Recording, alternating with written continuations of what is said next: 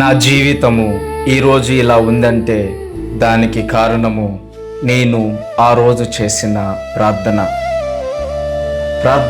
స్థితిగతులను మారుస్తుందా అంటే అవును, మారుస్తుందని చెప్పచ్చు. రండి, నేను మీకు నా ఫెయిల్యూర్ లైఫ్ని పరిచయం చేస్తాను.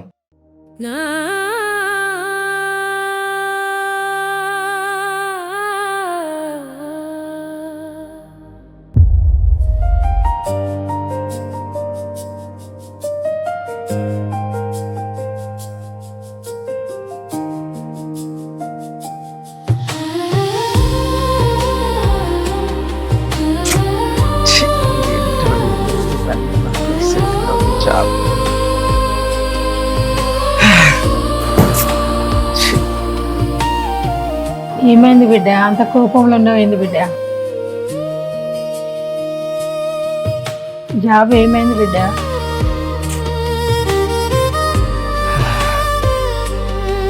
రాలేదమ్మా. మేము మళ్ళా కాల్ చేస్తామని అన్నారమ్మా. మీరే జాబ్ ఇంకేమైనా చూసుకుంటా పెట్టి బిడ్డ. ఇంకెన్నిసార్లు అమ్మా? ఇప్పటికీ నెలలో 4 సార్లు ఇంటర్వ్యూకి పోయినా. ఎవరు చూడు మళ్ళీ కాల్ చేస్తామని అంటారు, కానీ కాల్ చేయరు, ఏం చేయరమ్మా. నాకు విసిగొచ్చిందమ్మా. దేవుడు ఉన్నాడు తీ బిడ్డ. దేవుడా ఎక్కడున్నాడమ్మా? ఇంత మునుపు జాబు పోయింది, అదేదో బిజినెస్ చేసిన, ఆ బిజినెస్లో నష్టపోయినా. దేవుడు ఉంటే నాకు ఇట్లా ఎందుకు అవుతుందమ్మా? నాకెవరి మీద ఈ నమ్మకాలు అవన్నీ లేవమ్మా. ఇవన్నీ వర్కౌట్ అయ్యేలా లేవు.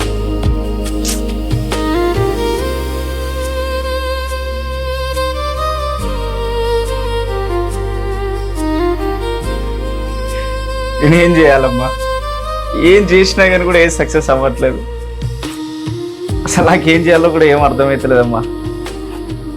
ఇవన్నీ ఏం వర్కౌట్ అవ్వమ్మా.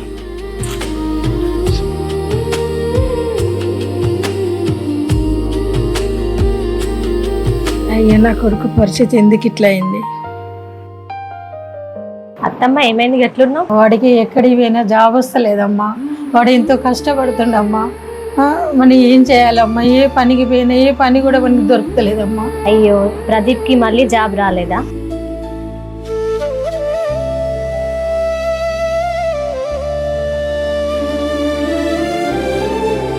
మరి ఏం చేద్దాం అత్తమ్మ? ఎట్లా? అదే నాకు అర్థమైతలేదమ్మా.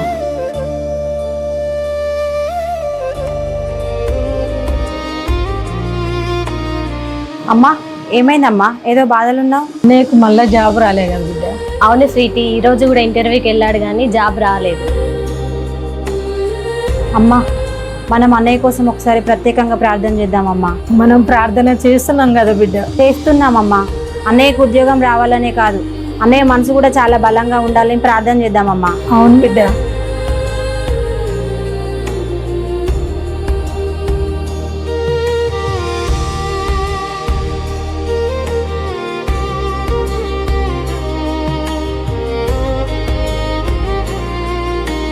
తీసుకోండి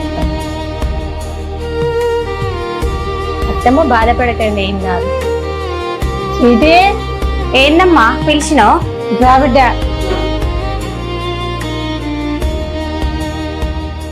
బిడ్డ, నాకు ఒక అనుమానం వస్తుంది. ఏంటమ్మా? మరి ఇంటి మీద ఏదో దోషం ఉన్నట్టున్నది బిడ్డ. మరి ఎవరికైనా చూపిద్దాం, ఎవరినైనా పిలిపిస్తాం బిడ్డ. అన్నయ్యకు ఇన్ని కష్టాలు ఎందుకు వస్తున్నాయి బిడ్డ? చిన్నప్పటి నుండి అన్నయ్యకు మంచిగానే ఉన్నాడు బిడ్డ. ఇల్లు కట్టిన కంచే కష్టాలన్నీ ఎదురవుతున్నాయి బిడ్డ. అవునత్తమ్మ, నువ్వు చెప్పింది నిజమే. నాకు కూడా కొన్నిసార్లు అలానే అనిపిస్తుంది. ఇంట్లో సమస్యలు వచ్చినప్పుడు ముందుగా మనం ఏం ఆలోచించాలమ్మా?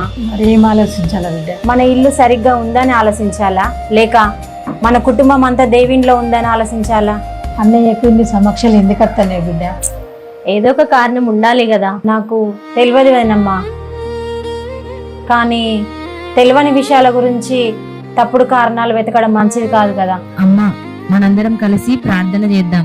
దేవుడే ఏదో ఒక దారి తెరుస్తాడు.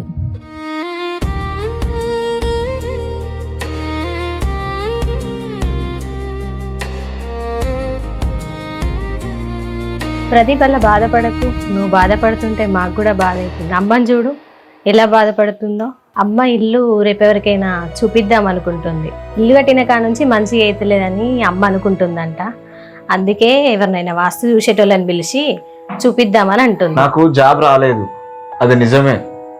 కానీ దానికి ఈ ఇల్లు ఎట్లా కారణం అవుతుంది? ఏంటి వదినమ్మా వాస్తు ఏమో అంటున్నావు? ప్రదీప్కి ఎంత ట్రై చేసినా జాబ్ వస్తలేదు కదా, ఏదో కారణం ఉండే ఉంటుంది. అది ఇల్లై ఉండొచ్చు, వాస్తై ఉండొచ్చు, ఇంకేదైనా అయి ఉండొచ్చు. వదినమ్మ, మనకు కావాల్సింది వాస్తు బలం కాదు, దేవుని ప్రార్థన బలం కావాలి. తాయితల బలం కాదు, దేవుని ఆత్మ బలం మనకు కావాలి. అన్నయ్య, ఏదేమైనా నువ్వు ఇంటర్వ్యూకి వెళ్ళాలి, కష్టపడాలి. అదే విధంగా దేవుని మీద కూడా ఆధారపడాలి. అన్నయ్య, నువ్వు ఒక విషయం గుర్తుపెట్టుకో. ఈసారి నువ్వు ప్రార్థనతో ప్రారంభించు అన్నయ్య. దేవుడు నీకు ఖచ్చితంగా జాబ్ ఇస్తాడు. అవునరా చెల్లె, నువ్వు చెప్పింది కూడా నిజమే. నేను ప్రార్థన చేసుకుంటాను. ఈసారి ప్రార్థనతో ప్రారంభిస్తాను. దేవుడు నాకు సహాయం చేస్తాడనిపిస్తుంది.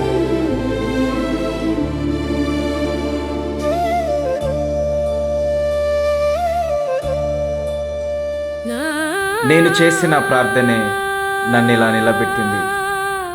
నా జీవితంలో ఒక మంచి జాబ్ పొందుటకు దేవుడు నాకు సహాయం చేశాడు. దేవా, నీకే వందనములు తండ్రి.